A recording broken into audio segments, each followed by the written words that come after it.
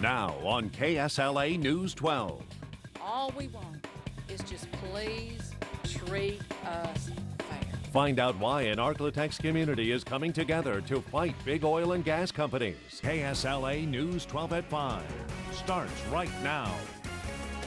The ArkLaTex is on the brink of a new era of prosperity with increased drilling in the Haynesville Shale, bringing with it economic opportunity and a whole new set of potential problems. That's right. KSLA News 12's Carolyn Roy joins us now with a story you will see only on KSLA News 12. Carolyn, what do you have for us? Well, Shannon, we need only look to North Texas to see what the future might hold for ArkLaTex landowners, thanks to the race for the rights to recover a precious mineral trapped some 2 miles beneath our feet. See, this is the beautiful Council District 2 I represent, and that's going into the Central City neighborhoods, where we're putting up wells. Communities like those in Fort Worth City Councilman Salvador Espino's district have been where the ArkLaTex stands right now, facing a frenzy of offers from oil and gas companies to lease their mineral rights. I think you saw more landmen come into the denser areas of the city where there are a lot of people, and when people started receiving offers to lease up their property, it raised concerns. Those neighborhoods turned out to be some of the earliest to learn the mineral lease lessons the hard way,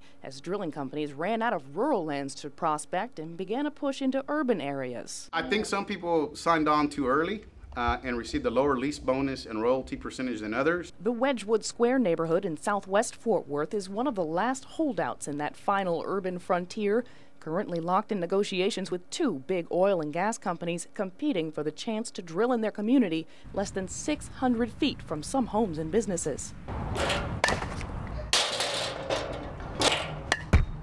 For Robin Kiefer, it's not just about the money.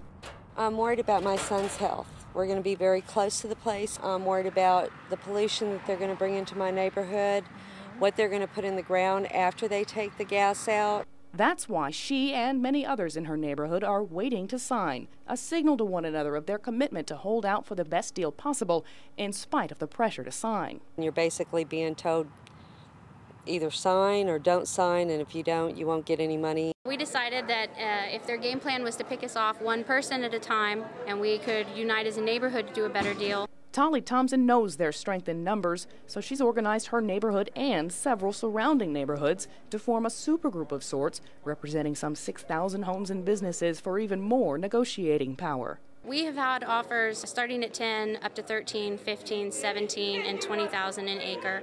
We believe that something is worth what you're willing to pay for it. The gas companies have already stated they're willing to pay $27,200 an acre for the gas leases. We feel like we should fit that same standard. A recent meeting to update negotiations attracted more than 2,000 people. The understanding that I have is that the 25% royalty goes per acre. Is that correct? For now, they're not accepting the latest offers. We're just going to sit tight and wait as long as it takes for them to come around. This kind of organization is beginning to take shape on a grassroots level in the ArkLaTex as people begin to realize they're being targeted by what they call lease hounds, prospectors looking to buy up mineral rights for a quick flip and a big profit when they turn them over to the drilling companies. All we want to do, all we want, is just please treat us fair. That's all we want. It's a steep learning curve for emerging neighborhood leaders like Keachai landowner Caroline Kennedy, looking to head off the divide and conquer tactics she says they've already begun to encounter here. Some of us were bullied. One man even thought he was going to lose his house because there was oil and gas up under it. Now, by looking at North Texas, people like Kennedy and her Keachai neighbors might be able to make the most of the massive opportunity beneath their land without making the mistakes of others who have gone before. Do you feel like you've benefited from seeing the mistakes of other unfortunate people who've made? Absolutely. It pays to go last. Now, the offer Wedgwood Squares Association is considering isn't the biggest so far over in Fort Worth. The Oakhurst neighborhood recently inked a record lease deal, paying out $27,200 per acre signing bonuses and 26% royalties on any natural gas that comes from beneath their properties. Coming up on KSLA News 12 at 6, we'll take a look at what a deal like that could be worth. Carolyn Roy, KSLA News 12. All right, thanks so much, Carolyn. One brokerage firm has already held a handful of meetings in Bossier City. Chesapeake Energy Company contracted Twin Cities Development to buy up as much mineral lease acreage as it can.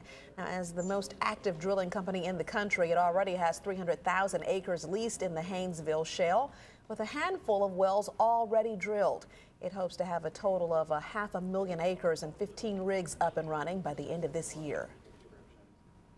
Several natural gas drilling companies have begun advertising campaigns in the ArkLaTex. You might have noticed the billboards and full-page ads in the local papers. It's an effort to put a face to the name in hopes of winning the favor of landowners sitting atop thousands of acres of natural gas potential just waiting to be explored. And we want to know if you received a letter from one of the companies looking to purchase your mineral rights. You can vote by logging on to KSLA.com. We'll have the results tonight on News 12 at 10. And you can learn more about Chesapeake and the 8 other companies currently working in the Haynesville play, as well as mineral leases, by logging on to our website at KSLA.com. Just scroll down to links in the news.